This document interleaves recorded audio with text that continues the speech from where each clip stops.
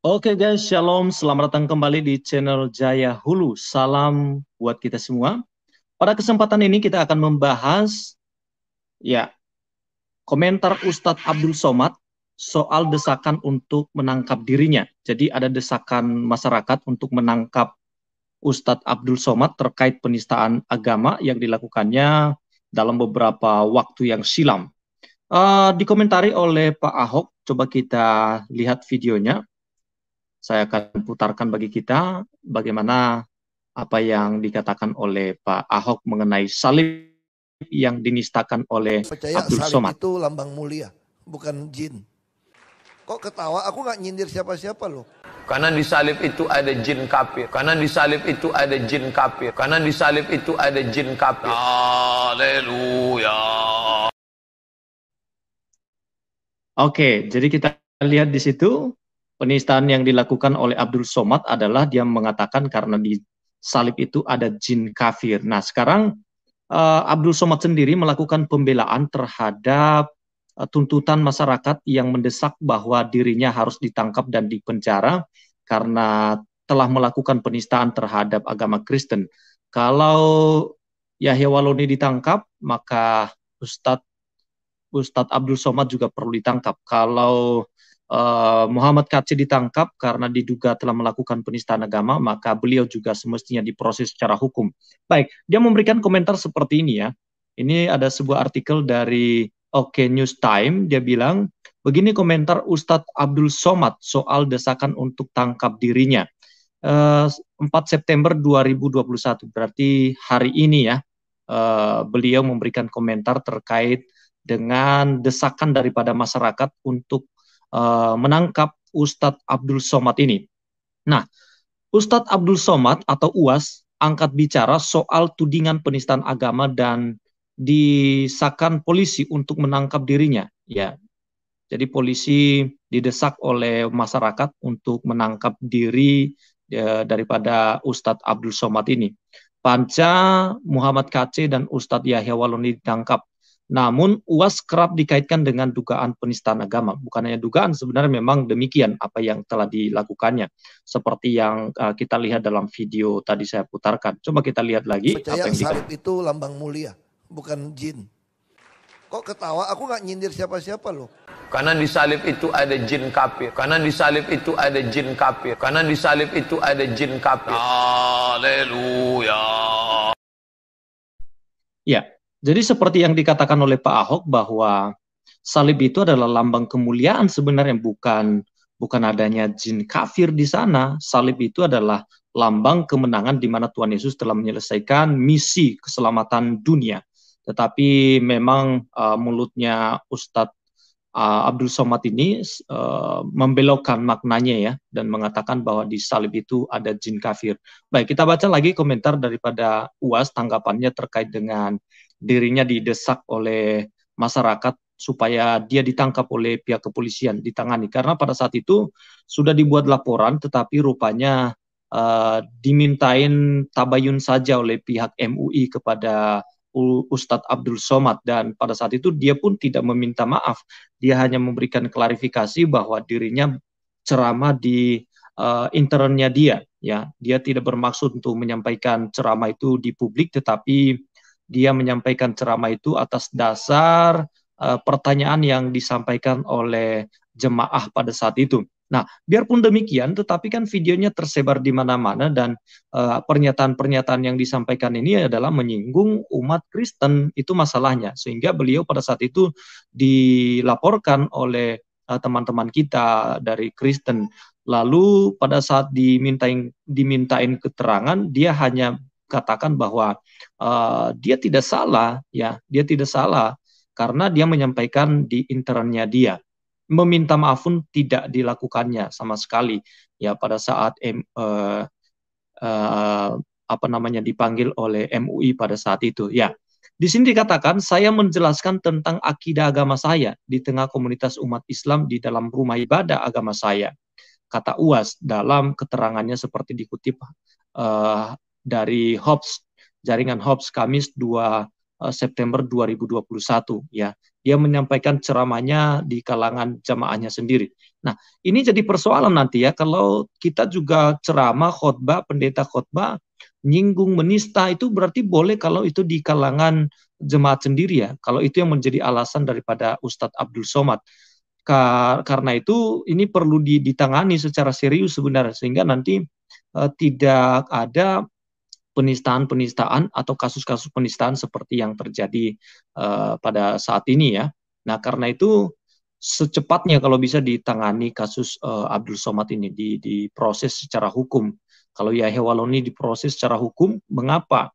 Ya, mengapa Ustadz Abdul Somad ini begitu kebal dengan hukum sehingga dia diloloskan ya? Ada apa sebenarnya? Apakah ada orang di belakangnya atau ada yang membela perkaranya ini?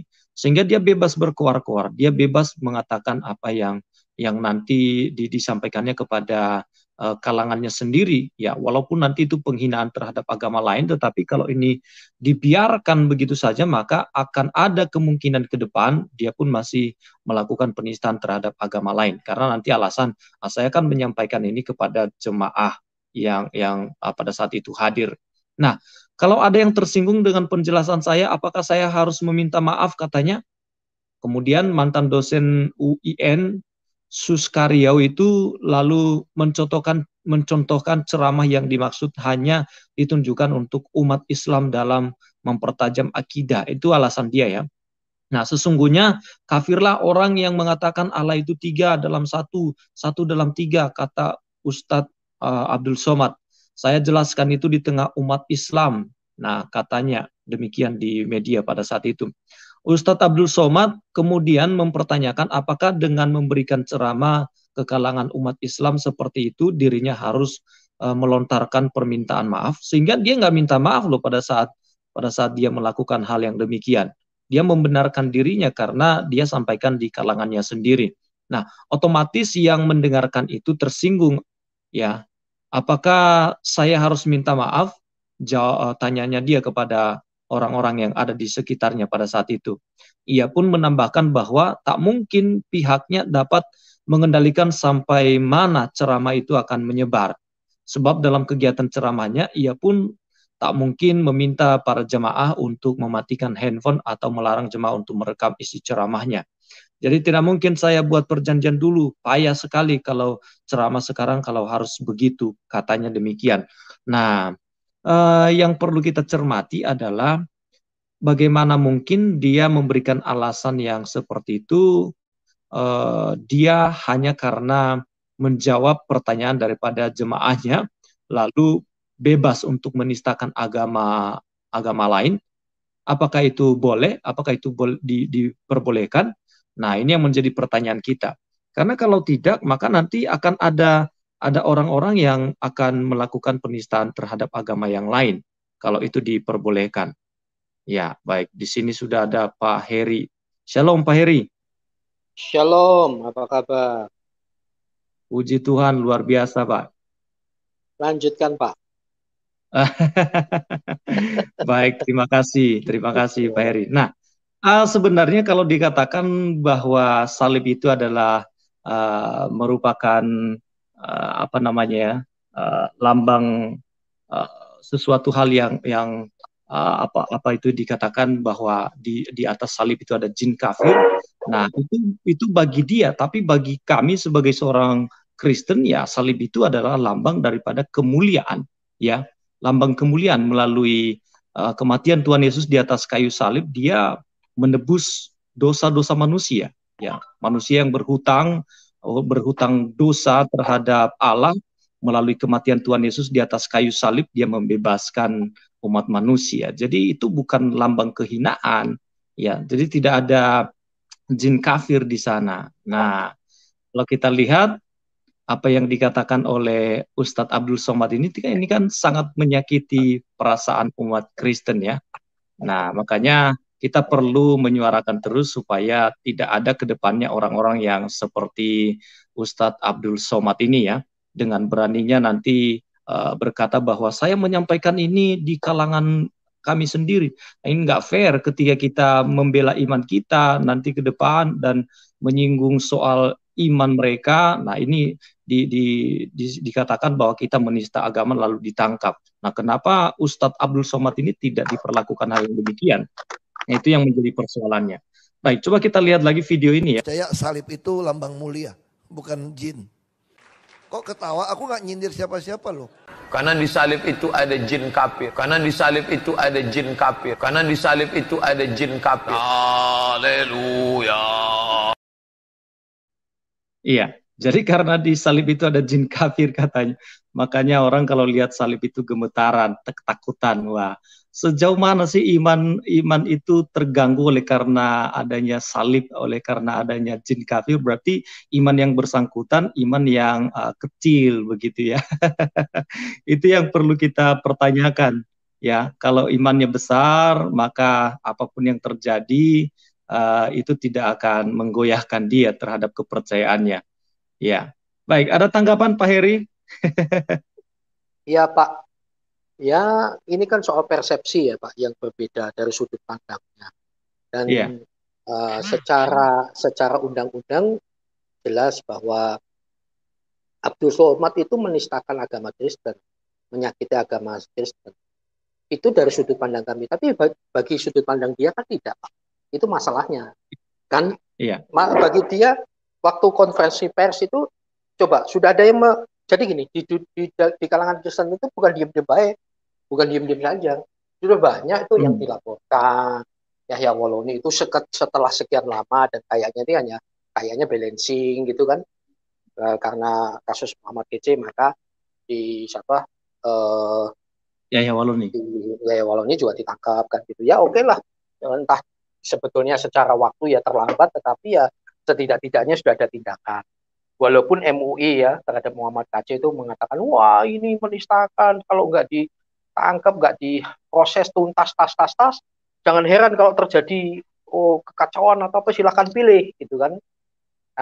Ketika di-compare dengan Yahya Woloni, dulu ketika Yahya Woloni menghina-hina sembilan rupa, belum lagi si UAS ini, apa kata MUI selanjutnya? Mengatakan Yahya Woloni itu bukan ustadz yang tidak tahu agama. Kenapa baru ngomong sekarang? Kan lucu. Yeah. Jadi ini bicara soal sudut pandang dan banyak sekali statement-statement yang bersayap Pak dari pemimpinnya. Begitu. Yang jelas-jelas ini sudah menistakan. Cuma sudut pandangnya beda. Bagi dia tidak menistakan loh Pak. Loh bagi Yahya Woloni tidak menistakan. Tapi bagi dia itu perbandingan agama. Lah kan lucu, bagi kita kan ngakak.com WKWKWK kan gitu. Tapi itu dia. Lah UAS sendiri mengatakan apa? Di konferensi pers mengatakan, loh saya ini sedang menjelaskan sudut pandang keimanan saya. Itu kalau saya bahasakan ya. Di mana iman saya tidak sepakat, atau pokoknya iman saya tidak mengakui kalau Tuhan itu 3 di dalam 1, 1 di dalam 3. Itu artinya Abdul Somad itu pengetahuannya cetek tentang kekristenan, tentang ketritunggalan Tuhan kita. Dia nggak ngerti. Karena apa? Ceteknya apa? Karena dia ngotot, saya berani mengatakan, di mata kita itu kebodohan. Karena dia ngitungnya ngitung matematis, Pak. Ngitungnya matematis. Sementara kita, Allah kita tidak seperti itu. Ya, konsepnya. Saya Heri ini kan tunggal satu. Tetapi saya ada roh, jiwa, dan tubuh. Itu 3 hal yang berbeda, tetapi itu adalah Heri. Dan dia kan nggak ngerti soal itu. Dan dia menyesatkan umatnya loh. Ya banyak umat-umat Islam yang disesatkan oleh ustadz-ustadz yang kayak gini. Yang menekankan bahwa Tuhannya Kristen itu 3, itu musyrik. Bahkan di balik salib itu ada jin kafir. Itu kan menghina Quran sendiri kan, menurut saya. Karena di sana kan mengakui Isa diwafatkan. Iya. Betul nggak? Tapi ya bingung juga. Satu bilang mati, diwafatkan, balik kembali. Yeah. Kontradiksi. Yang satu di kitab yang sama mengatakan diserupakan. Ya itu bukan PR saya, PR kalian lah. Nah, kembali lagi Pak. Jadi masalahnya kan dunia Islam itu, maaf ya, menurut saya, ayo kita berdiri sebagai bangsa. Jangan mentang-mentang merasa benar, lalu yang lain salah, maka kita seenaknya ngomong.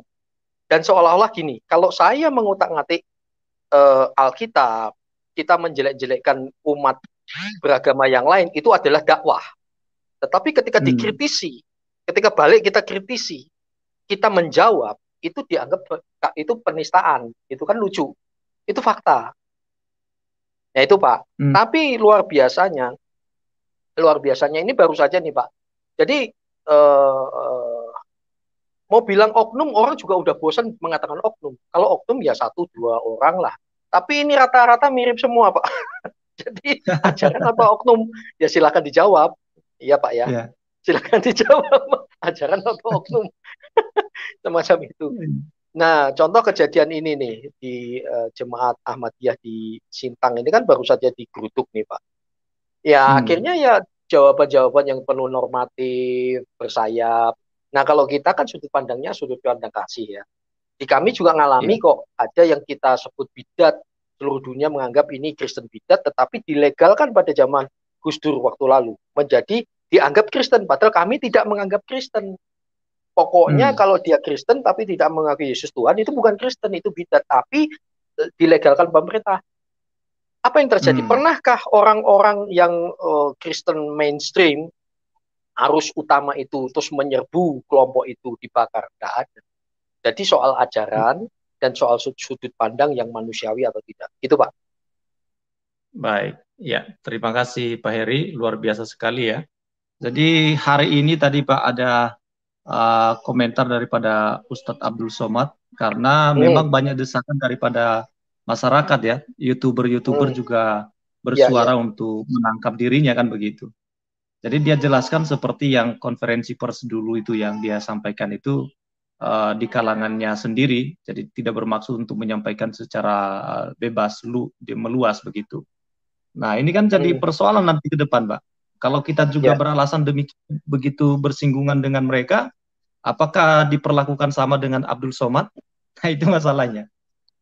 Iya. Nah, di sini kita perlu menyuarakan terus bahwa walaupun demikian kita punya sudut pandang yang berbeda, tetapi marilah kita hidup dalam satu bingkai di mana kita hidup di negara Kesatuan Republik Indonesia yang di mana kita bersaudara dan saling menghargai satu dengan yang lain lah begitu. Jadi stop penistaan itu, stop menjelek-jelekan agama satu dengan yang lain, siapapun itu, entah dari kalangan kita sendiri, dari Kristen maupun juga dari kalangan luar. Ya kita ini bersaudara walaupun tidak dalam iman, tetapi kita bersaudara dalam kemanusiaan, saudara di dalam satu bangsa dan satu bahasa, yaitu bahasa Indonesia. Jadi kita bisa hidup bersama sebenarnya, kita bisa menjaga toleransi beragama. Nah kalau itu tercipta di Indonesia, nah, saya yakin Indonesia ini akan mengalami kemajuan. Ya, jadi ini persoalan bangsa kita yang perlu kita sampaikan terus, kita edukasikan kepada masyarakat supaya kedepannya kita bisa hidup harmonis dengan orang-orang yang berbeda keyakinan dengan kita. Ya, baik, saya tidak panjang-panjang karena ini kontennya singkat-singkat, Pak. Teman-teman sekalian, terima kasih sudah menonton video ini sampai selesai. Ya, kiranya Tuhan Yesus memberkati kita semua. Amin.